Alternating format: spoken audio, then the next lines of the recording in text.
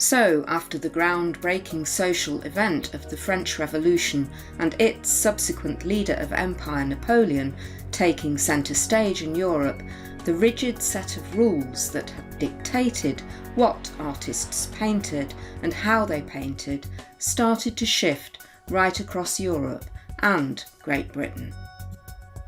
Architecture is always a strong indicator of societal change, and during this time it went through dramatic change.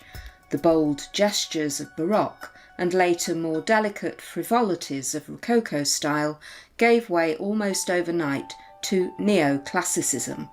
This happened in conjunction with other aspects of change, which included industrial techniques, travel, innovations in science, and an overall questioning of society itself, not least in France, post-revolution.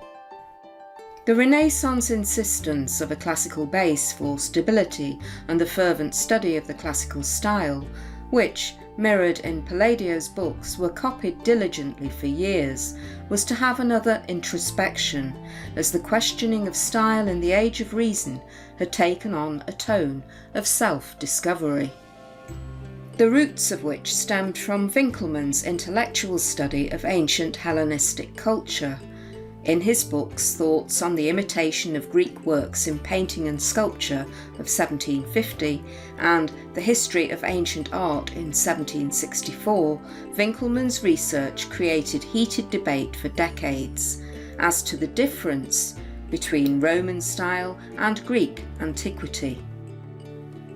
This, around the time of the discoveries of Pompeii, caused much doubt as to the purity of the styles. In comparison to that of Greek antiquity, he defined the difference between Greek, Roman, and Greco-Roman art. His definitions were to be the basis on which art history itself would be founded.